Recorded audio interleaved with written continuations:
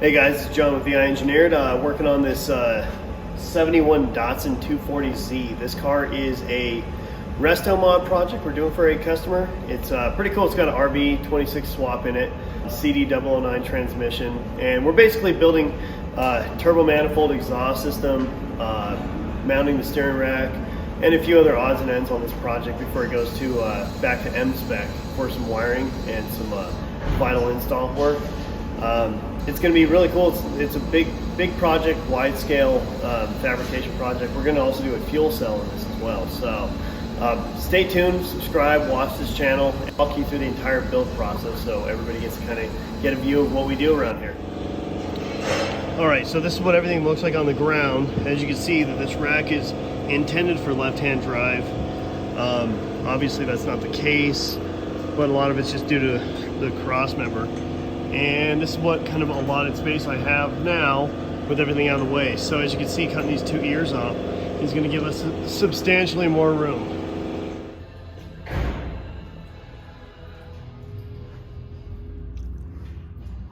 So this right here is the most ideal location for this rack because it's going to put it pretty in line with the knuckles. However, the trouble is if we put the sway bar in this location, we're going to basically lose out on space, and I'm probably gonna have to cut this bracket off right here. Okay, now this is basically loosely mocked up, more or less, where the unit's would supposedly fit. And you can see right here, we have some serious issues with the tensioner pulley, and also the fact that we would have quite a bit of an angle on from rack to knuckle. So this is basically not an ideal situation in any way, shape, or form. Okay, now here's option number 3. This is basically running the bracket backwards. You can see where the mounting plate would go right there. And at this location, we still don't fit. The whole rack is basically going to be stuffed in between the AC pump and the chassis itself. So we have a few issues with fitting it. So we're gonna probably have to lop off the bottom of the subframe bracket, being this guy right here. We cut it straight across, put that bracket over here, weld it on, and locate everything that way. We'll be in good shape. Okay, so that's the approximate area in which I'm gonna cut off anything from the tape going towards the top of the screen.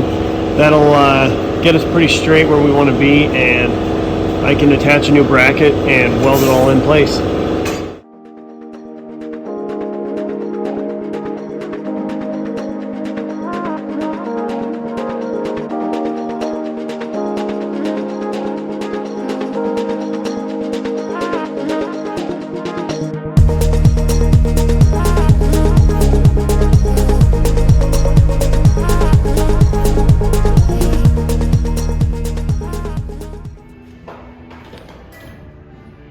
Okay, you can see we got it mocked up here again, and we still have a little bit of contact right there, and that angle right there is going to pitch the steering rack exactly, or the steering shaft where we need it.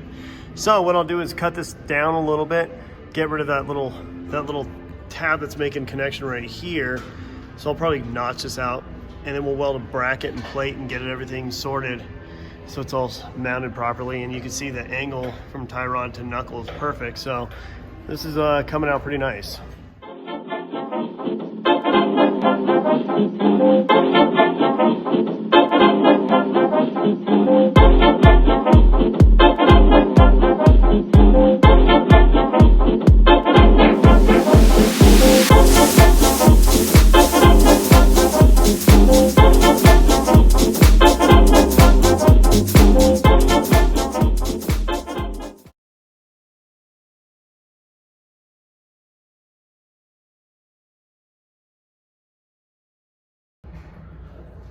Okay, so now I got this notch cut and it recesses perfectly.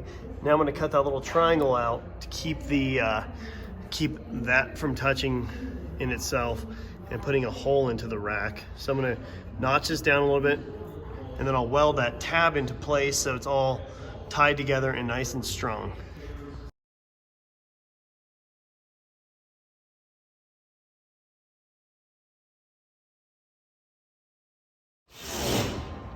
All right, so this is the original bracket for the rack. And what I'm gonna end up doing is cutting these off on both sides and basically grafting them onto the sub-assembly that we have in the car now. It'll make it for a nice stout mounting point. That'll be welded, and we'll put a couple gussets to make sure everything stays nice and straight.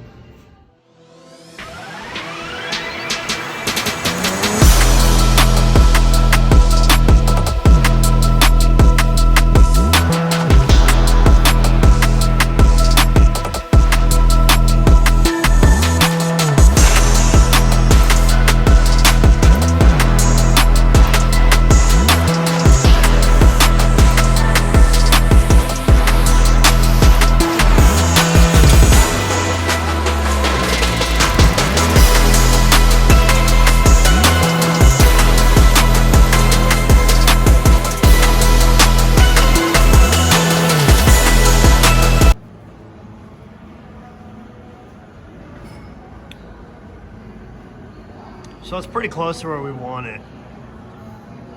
It's about as high up as we can go due to oil pan clearance. It's about as straight as it can be within reason to the knuckles.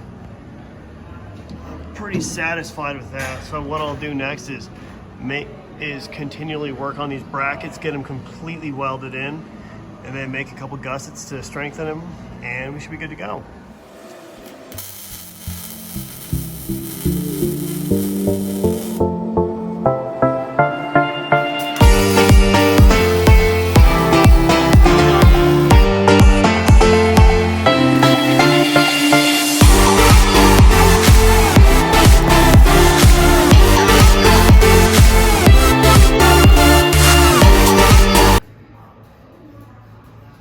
Okay, so now I have these tie rod ends marked. We're gonna cut them off right here to allow for adjustment, but also not have them too long so both sides will even out.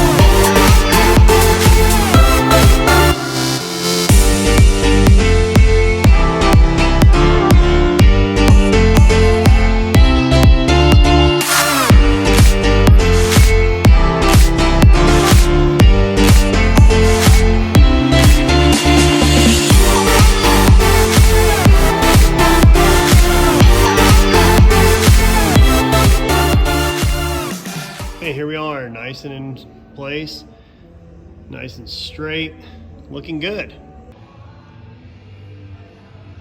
Okay, I'm gonna put the steering knuckle on there. It's a U-joint going right in place, and that's exactly where it's gonna sit. And you can see we got plenty of clearance side to side to keep that U-joint from hitting anything. And here's a little bit better of a view. So the knuckle itself is going to clear right here. Got plenty of space. It's going to go up through to right there where the steering shaft goes into the steering column. Okay, so now we got this mocked up where pretty much where it belongs. You can see it's not quite all the way in. I got to pull the steering shaft back or the steering column back and get everything placed where it belongs. But we got good clearance everywhere. It'll be a nice fit. Turbo manifold is going to fit great, and we'll be able to fit a 3.5-inch downpipe in there, no problem. All right, now you can see the rack installed, minus the gussets, but everything's lined up where it belongs. Everything lines up pretty nice. It's got just a slight angle, but it fits the chassis the way it's supposed to. Clears the oil pan, and it'll do exactly what we need it to do, and it'll go straight and steer nicely with a modern steering rack. Perfectly matched with a modern drivetrain.